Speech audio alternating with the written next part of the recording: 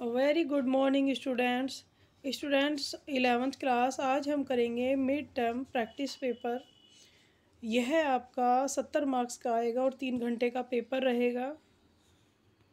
तो देखिए, सबसे पहले इसमें बताया गया है पेपर में कि पेपर जो है आपका 3 खंडों में बांटा गया है, कै, ख और गै में। कै में आपके 1 से 14 नंबर के क्वेश्चंस हैं। ये आपके 1 नंबर के होंगे और ख में 15 से लेके 21 नंबर तक के क्वेश्चंस हैं जो कि 1 अंक के होंगे और केस स्टडी पर आधारित क्वेश्चंस होंगे। खंड गै में क्वेश्चंस जो हैं आपके 22 से लेके 27 हैं। ये आपके 2 अंक के हैं। फिर इसके बाद 28 से 29 3 अंक का रहेगा क्वेश्चंस, और 30 से 33 नंबर का जो क्वेश्चंस है वो 4 अंक के रहेंगे, और 34 से 36 प्रत्येक 5 अंक के क्वेश्चंस हैं। ओके, इसके बाद चलिए हम स्टार्ट करते हैं। पहला क्वेश्चन है, दूसरों के साथ आपका संबंध और भूमिका स्वयं डैश से संबंधित है। तो इसका जो आंसर होगा वो होगा आपका सामाजिक पहलू से। इसके बाद नेक्स्ट क्वेश्चन पर चलते हैं। किशोरावस्था की अवधि को आमतौर पर तनाव तूफान की अवधि कहा गया है, क्योंकि इसमें कुछ विभिन्न परिवर्तन होते हैं।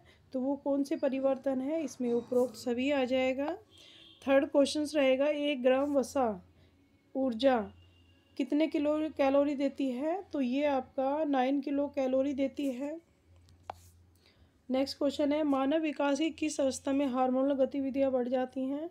तो देखिए स्टूडेंट्स, ये किशोर अवस्था में बढ़ जाती हैं।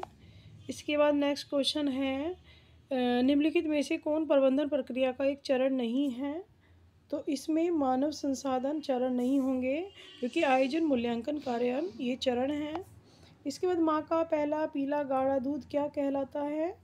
तो ये आपका कोलेस्ट्रम कहलाता है।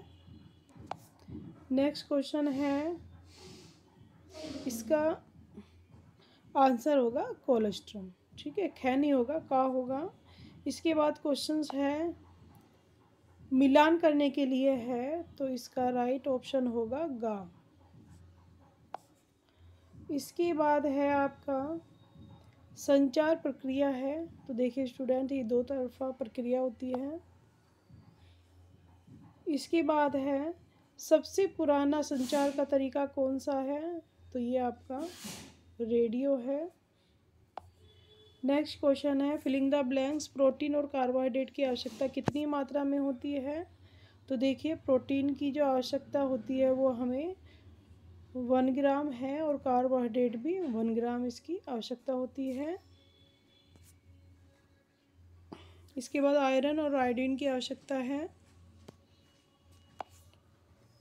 इसके बाद है, प्राकृतिक में सबसे मजबूत रेशा कौन सा है। तो देखिए, ये होगा आपका कपास, ये सबसे मजबूत रेशा है। नेक्स्ट क्वेश्चन है, चित्र में बुनाई के प्रकार विधि को पहचानिए, उसका नाम। देखिए, ये करघे पर बुनाई की जा रही है। इसके बाद है आपका चित्र में अथवा करके क्वेश्चन है, चित्र में बुनाई के प्रकार विधि को पहचानिए और उसका नाम लिखना है। इसके बाद आपका जो केवल दृष्टिबाधित छात्र है उनके लिए पूछा गया है क्वेश्चन,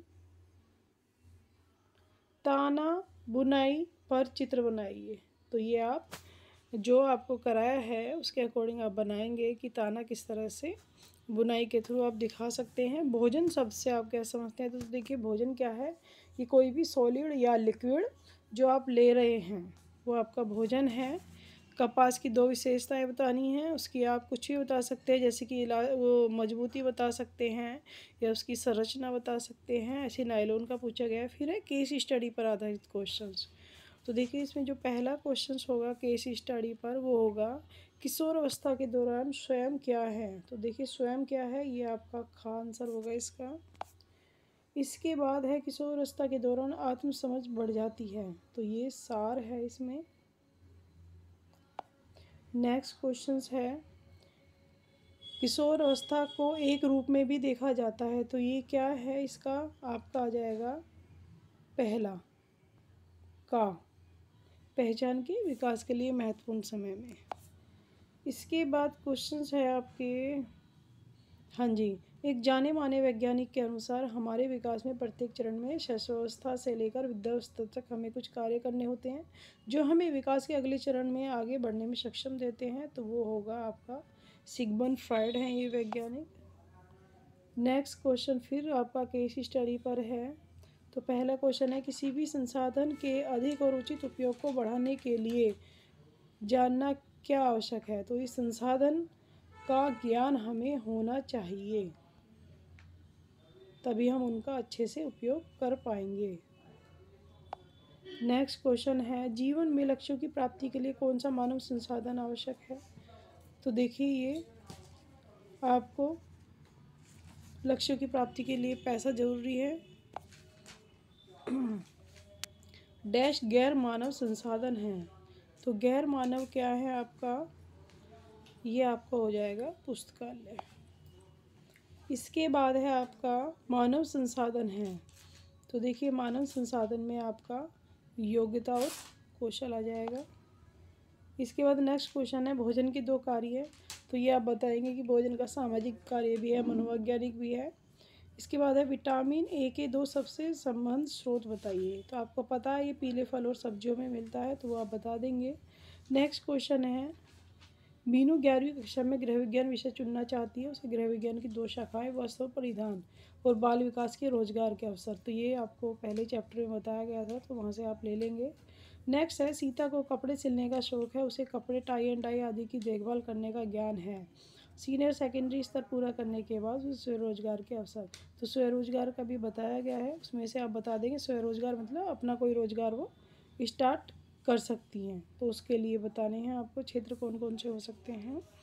नेक्स्ट क्वेश्चन है, रीना को विभिन्न प्रकार के भोजन पकाने, बेकिंग, अचार आदि का शौक है। एक स्वरोजगार अवसर और एक मजदूरी रोजगार अवसर की सलाह दें। तो इसमें स्वरोजगार अवसर और मजदूरी रोजगार दोनों बताना है आपको।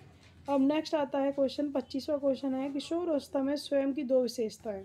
तो इसमें किशोर अवस्था की जो 2 विशेषताएं हैं वो आपको बताना है कि किशोर अवस्था में होता क्या क्या है। ओके, निर्मित। नेक्स्ट क्वेश्चन है, 26 क्वेश्चन है नंबर पे, निर्मित या मानव निर्मित रेशा क्या है? निर्मित या मानव निर्मित, यानी कि यह तो जो है जो मनुष्य निर्मित करता है वो रेशा, जैसे कि नायलॉन है, या जो निर्मित है यानी कि जो कि मैन्युफैक्चर्ड किए गए हैं।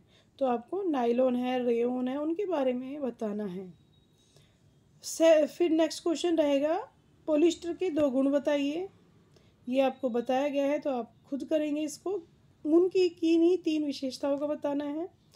29 क्वेश्चन है, संचार की प्रक्रिया को एक उदाहरण की सहायता से बताइए। तो संचार प्रक्रिया जो बता रखे हैं, स्टेप्स बता रखे हैं, उसको लेते हुए आप आंसर देंगे। यहाँ पर मौखिक और गैर मौखिक संचार के विभिन्न तरीके बताने हैं, यानी कि जो आप बोल करके बता सकते हैं या गेस्चर्स के थ्रू, संकेतों के थ्रू बता सकते हैं, वो आपको बताने हैं। 30th क्वेश्चन है आपका, कार्य सरलीकरण के किन्हीं 2 तकनीक, यानी कि कार्य सरलीकरण हम कैसे कर सकते हैं, उसकी 2 तकनीक आपको बतानी है। इसके बाद आपका आता है, इसमें जैसे कि आप अपने हाथों में जो प्रयोग करते हैं, हाथों का दोनों का प्रयोग करते हुए बता सकते हैं, या फिर आप अपना जो भी इक्विपमेंट है उनका यूज करते हुए अपना कार्य सरलीकरण का बता सकते हैं। 31 क्वेश्चन है, अनिल अपनी किशोर अवस्था में संपूर्ण शरीर की इच्छा रखते हैं। वे अपने माता पिता, शिक्षकों की सलाह को नज़रअंदाज कर देते हैं। उसका आत्मसम्मान कम है। वह अधिक खाने, उल्टी और रोचक का उपयोग करने में लिप्त रहता है। खाने के विकार बताइए। तो देखिए, 2 बीमारी मैंने आपको बताई थी, खाने से संबंधित थी, क्वाशरकोर और एनोरेक्सिया नर्वोसा। तो वो आप यहाँ पर बताएंगे, उसके बारे में बताएंगे। 32 क्वेश्चन है आपका, आप 12वीं कक्षा के छात्रों के लिए विदाई की व्यवस्था करना चाहते हैं। अपने संसाधनों की पहचान कीजिए और पार्टी के संगठन में प्रबंधन प्रक्रिया। तो सीधे सीधे यहाँ पर आप प्रबंधन प्रक्रिया के चरण बताएंगे। ओके। 33 क्वेश्चन है, बच्चों की शिक्षा के लिए अच्छी पोषण स्थिति के 4 लाभ बताइए। देखिए, बच्चों को अगर आप शिक्षित करते हैं, उन्हें पोषण के बारे में बताते हैं, तो उसके कौन कौन से लाभ होंगे, कैसे अच्छा पोषण स्तर कर सकते हैं, वो आपको बताना है। 34 क्वेश्चन है, समय प्रबंधन क्यों आवश्यक है बताइए। समय प्रबंधन क्या है और कैसे आप कर सकते हैं, उसका महत्व बताना है, उससे क्या फ़ायदे हैं वो बताने हैं। 35 क्वेश्चन है, आपकी माँ मांस मछली को सुखाकर ठीक करती है, घर में जैम और अचार बनाकर सब्जी और फलों को प्रशिक्षित करती है।